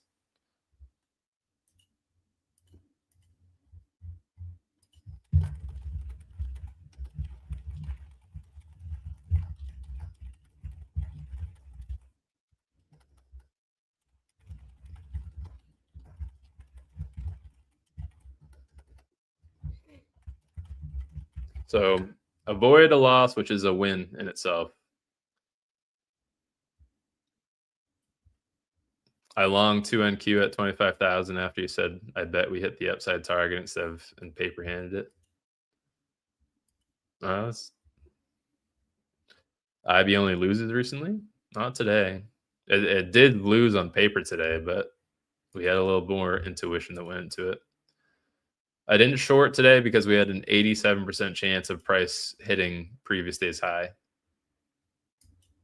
Technically, it's an equal chance of hitting previous day's high and previous day's low. I figured we are going to go and hit previous day's high because we were 75% of the way to previous day's high. So it's not very complex thinking that goes along with why I didn't go short right there. It's just being honestly learned our lesson from yesterday too. We learned our valuable lesson yesterday as to not shorting when you have a very strong draw to the upside. What gave you the 87% measure was right on edgeful right here. So this is the what's in play SPY inside bars, 87% chance that we break out of previous day's range when price opens within previous day's range. Now it says broke previous session's high. I'm counting this as a win today. I'm actually over the moon with that analysis. Saved ourselves a loss. Yes, we didn't take a trade, but exactly what I freaking said at the beginning of the stream. Anytime for the past 2 weeks now, anytime we've taken a Globex trade, we haven't had the opportunity to get into a freaking New York IB trade. What's up with that? Can we go long on NQ on retracement? Yes, you can. I've been working on that a little bit. I don't have any valid stats to back it. I haven't had much success with perfecting the entry yet. It's the IB by retracement report. And we'll go over to Qs. So when the high breaks, these are your odds of having a retracement and then a continuation. So we have an 80% chance that price comes back to 10% of the IB. We have a 60% chance that price comes back to 20%, and then only a 40% chance that price comes back to 50. Friday was a really good example of this. We retraced back down to about 40%, 35 to 40% of the IB, and then broke the high. I haven't found a solid measure to get in on this, so I'm not going to promote anything with it. Once I figure out how to accurately trade the IB by retracement, I'll try. That's better than any red outlay. You were long down at the lows and paper handed it. Yeah, the trades are a lot more difficult. Obviously, we didn't have the IB to lean on today. That's why I wasn't in longs. I wanted a little retracement into the IB, and then I would have gone long for previous day's high. It's difficult trading, and this is what most paper hand trades come from. It's a lot more difficult not trading with the data as it is trading with the data. So that's why you probably paper hand trades that you're not really relying on the IB breakout per se or something else. Love how you manage everyone through the IB today. Thank you, Rapid Eye. Rem 5. What other trades do you take other than the IB? I tried same trades but with options. I trade trends. So today the trend is very much the upside. I think today's more so a consolidation day after a pretty massive swing yesterday. The market is exhausted simply because we dropped from Friday into Sunday night low. We dropped 700 points. And then from that same low, so we moved 700 points down.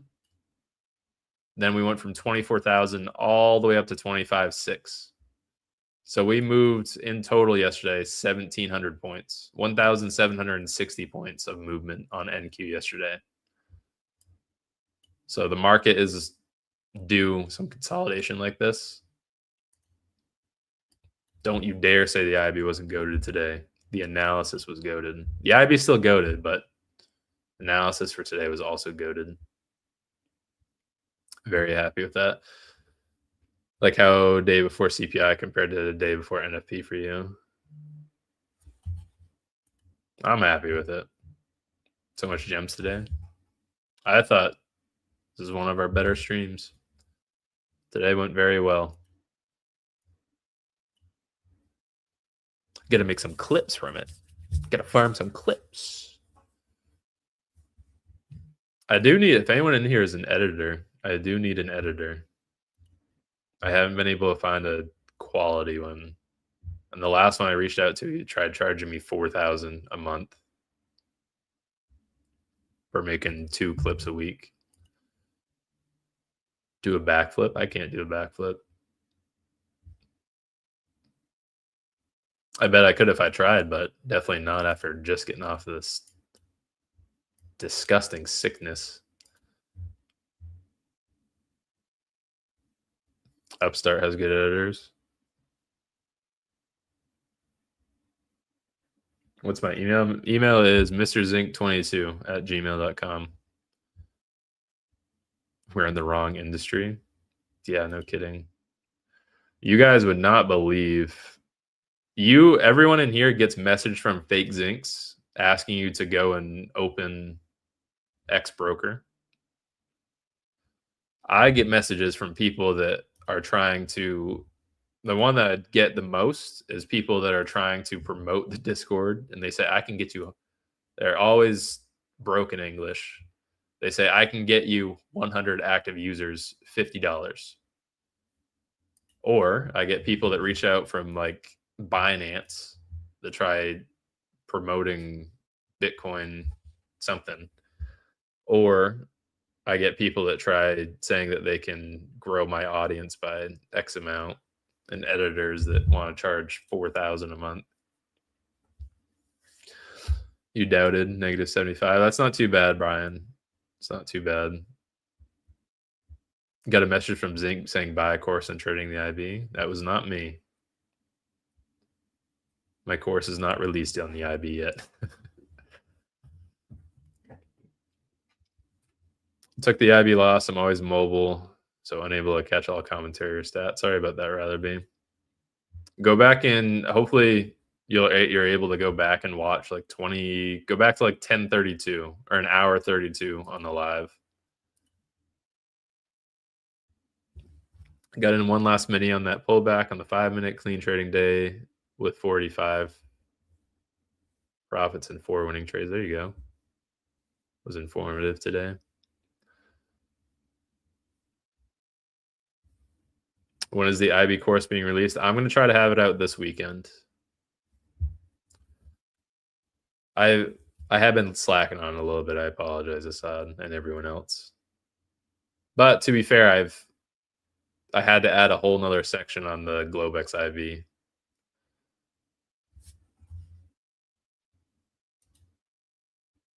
I'll give you a quick little sneak peek. Don't screenshot it. Actually, no, I can't do that. No sneak peek for you. Forgot this is recorded. I'm going to leak my own course. You mean you're not sending me back 5 Bitcoin, Zinc? No, that was not me. That was the Nigerian prince and or princess that is asking you for all the monies. I'm actually going to make... Thank God this is on here, by the way.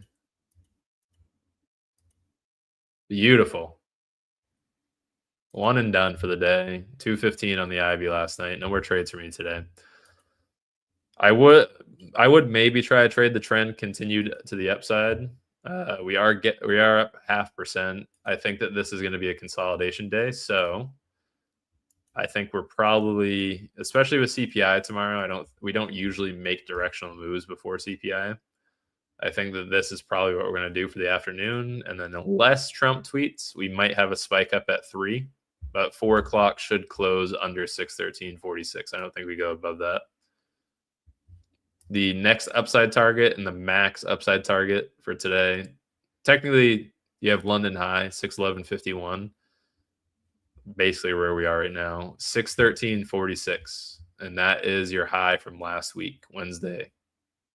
Weekly highs and weekly lows are very significant levels. Those are levels you're going to have a lot of difficulty getting over. And even if you want to draw it with the bodies of the candles, we have even more resistance at 612.86. So we had 3 rejections there last week. Previous week high and previous week low is a report on edgeful, as well as your opening week range, which we're still making right now. QQQ has yet to have a week over the past 24 weeks that we have not broken the high or the low formed on Monday and Tuesday. If you need that lockout feature, Area Cook Bro, just logging out of TradeMate does the job for me. I might as well use it if it's on here. What I found myself guilty of doing, I've gotten a lot better at it, is I will log into TradeMate in the afternoon. So I'll come in, I'll log into Lucid at like 2 in the afternoon just to make sure I didn't have any trades open. And then sometimes I find myself taking a quick trade. I'm only going to go for $50 here, and then I end up kind of screwing myself over. But I've gone 3 months now without blowing accounts from stupid trades without the lockout button. But I am going to use it now that they have it on there. Might as well.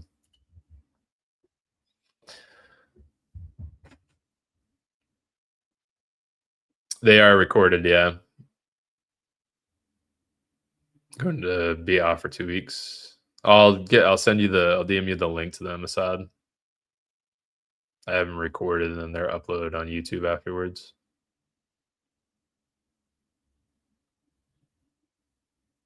No problem. Unfortunately, there's no edgeful data for London Gap.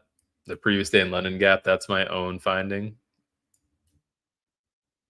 I wish edgeful had data for it, but I don't think they're able to get the API for that. Max upside target for today, 613.46. That's previous week's high. Yes. Same thing for SPY as well. SPY's weekly high from last week is a lot higher. It's at 687. So SPY could carry Qs up a little bit.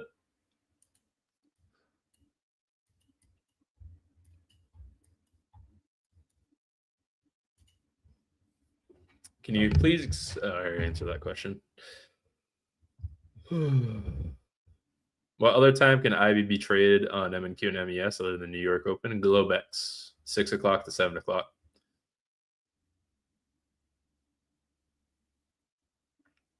The data is my own back-tested data, Prats, and it's from about 3 years worth. And I have that validated. It's 3 years worth of data. given that this London gap doesn't really pop up all that often, it's maybe like once a week, if that. It fills 92% of the time, and that's the day that it happens. The last one that we had was right here, Friday into Monday, March 2nd. This was the last one we had, so 8 days ago, and it filled almost immediately on the first 15-minute opening candle. Actually did fill on the first 15-minute candle. So that's another one right there. That gap is, that's the gap that we had to fill, and we filled it immediately. And then the last one before that,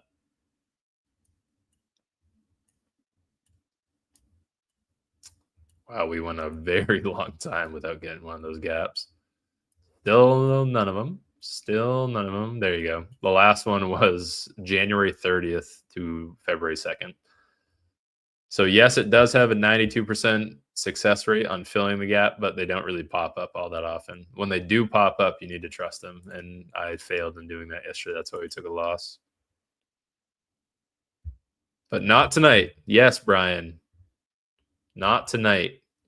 I did get lucky last week taking the Globex IB on Wednesday, but I'm going to make sure I don't take it tonight. It has a 50-50 across the board.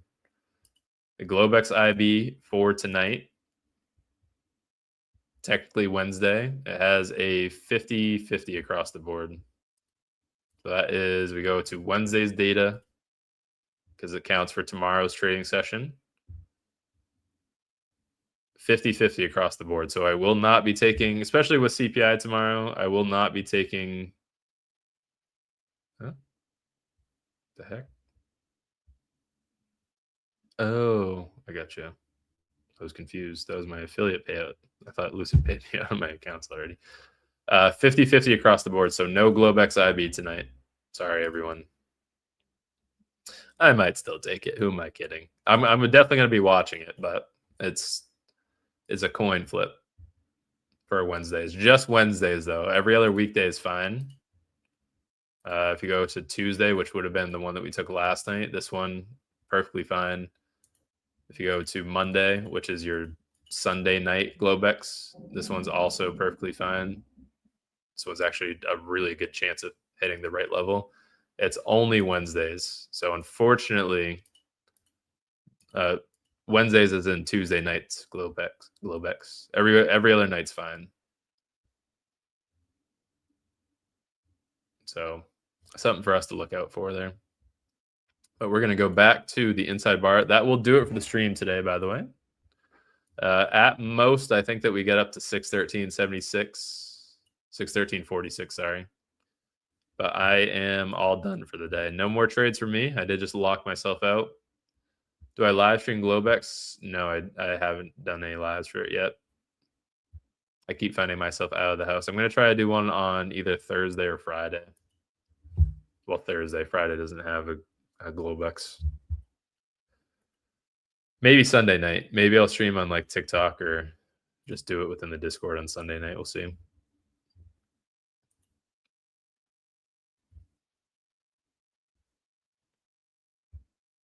All right, guys, that will do it today. Have a great rest of your day. Pretty informative stream today. Very happy with the analysis on why we didn't take the trade. I have a chance to break down how news affects your trading. I don't really worry about news too much. I'm going to make the post as to why I didn't take the trade today on X in a minute, TG. If you want to find it, go onto YouTube. And after I end the live here, it will be uploaded. You guys can go to, should be timestamp like an hour 20 into the live is when I think we started talking about it. All right, see you guys later. Have a great rest of your day.